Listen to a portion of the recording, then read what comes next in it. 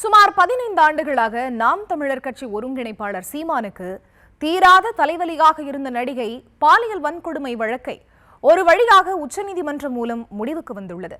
நடிகை குறித்து அவதூறாக பேசியதற்கு சீமான் நிபந்தனையற்ற மன்னிப்பு கோரியதை அடுத்து வழக்கு முடித்து வைக்கப்பட்ட நிலையில் வழக்கு கடந்து வந்த பாதை குறித்து விவரிக்கிறது இந்த செய்தி தொகுப்பு.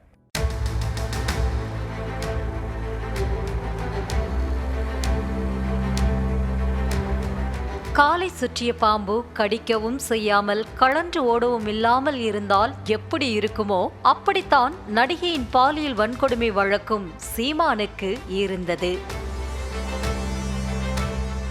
திருமணம் செய்து கொள்வதாக நம்ப வைத்து ஏமாற்றியதாக நாம் தமிழர் கட்சி ஒருங்கிணைப்பாளர் சீமான் மீது கடந்த 2011ஆம் ஆண்டு வளசரவாக்கம் காவல் நிலையத்தில் நடிகை ஒருவர் புகார் அளித்தார். அரசியல் கட்சி தலைவர் மீது நடிகை அளித்த புகார் பரபரப்பாக மாறியது. போலீஸ் விசாரணையில் திருமணம் செய்து கொள்வதாக கூறி ஏமாற்றி தன்னை பல முறை கருக்கலைப்பு செய்ய வைத்ததாக நடிகை வாக்குமூலம் கொடுக்க சீமான் மீது வழக்கும் பதிவாகி விசாரணை நடைபெற்று வந்தது. திடீரென சீமான் மீதான புகாரை வாபஸ் பெற்ற நடிகை சில ஆண்டுகள் கழித்து மீண்டும் புகார் கொடுக்க சம்மன் கொடுத்து சீமான் விசாரணைக்கும் அழைக்கப்பட்டார். நடிகை விவகாரம் சீமானின் அரசியல் வாழ்க்கைக்கு அவப்பெயராக மாறிய நிலையில் வழக்கை ரத்து செய்ய வேண்டுமென உச்சநீதிமன்றத்தை நாடினார் நாம் தமிழர் கட்சி ஒருங்கிணைப்பாளர் சீமான்.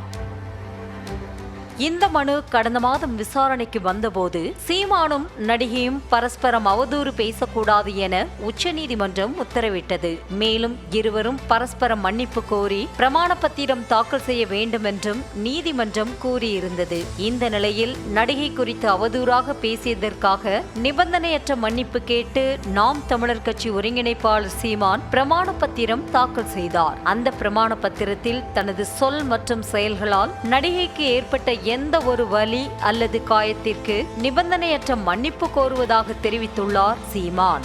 மேலும் நடிகைக்கு எதிராக தாம் கூறிய அனைத்து அறிக்கைகள் மற்றும் குற்றச்சாட்டுகளை திரும்ப பெற்றுக் கொள்வதாக கூறிய சீமான் நடிகை குறித்து எந்த ஊடகங்களிலும் கருத்து தெரிவிக்க மாட்டேன் என்றும் பிரமாண பத்திரத்தில் உறுதியளித்துள்ளார். இனிமேல் எந்த காரணத்திற்காகவும் நடிகையை தொடர்பு கொள்ள மாட்டேன் என்ற சீமான் அப்படி ஏதேனும் தேவை ஏற்பட்டாலும் வழக்கறிஞர்கள் வழியாகத்தான் தொடர்பு கொள்வேன் எனவும் பிரமாண பத்திரத்தில் தெரிவித்துள்ளார்.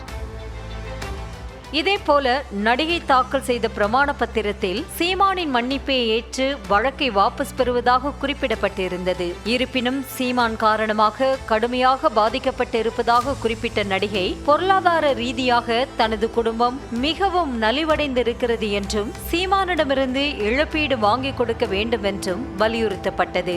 ஆனால் நடிகை தாக்கல் செய்த பிரமாண பத்திரத்தில் மன்னிப்பு என்ற வார்த்தையே இல்லாத சூழலில் அதனை சீமான் தரப்பு ஏற்க மறுத்து வாதாடினர். நிபந்தனையற்ற மன்னிப்பு கேட்காமல் நீதிமன்ற உத்தரவின்படி வழக்கை திரும்ப பெறுவதாக நடிகை குறிப்பிட்டிருக்கிறார் எனவும் தன் மீது ஏகப்பட்ட அவதூறுகளை அள்ளி வீசிவிட்டு மன்னிப்பு கோராமல் இருப்பதாகவும் சீமான் தரப்பில் வாதிடப்பட்டது. அதற்கு பதிலளித்த நடிகை தரப்பு இதற்கு மேல் சீமான் குறித்து பேச மாட்டேன் என உறுதியளித்தது. அப்போது குறுக்கிட்ட நீதிபதிகள் பரஸ்பர மன்னிப்பு கேட்க வேண்டும் என நீதிமன்றம் கூறிய பிறகும் என்ன தயக்கம் என நடிகை தரப்புக்கு கேள்வி எழுப்பினர். தொடர்ந்து இருதரப்பு பிரமாண பத்திரத்தை ஏற்றுக்கொண்ட உச்சநீதிமன்ற நீதிபதிகள் சீமான் மீதான நடிகை பாலியல் வன்கொடுமை வழக்கை ரத்து செய்து உத்தரவிட்டனர். மேலும் இரு தரப்பினரும் எந்த ஒரு பரஸ்பர குற்றச்சாட்டையோ அவதூறையோ பரப்பக்கூடாது என உத்தரவிட்ட நீதிபதிகள் பிரமாண பத்திரத்தை முறையாக கடைபிடிக்க வேண்டும் என நடிகை தரப்புக்கு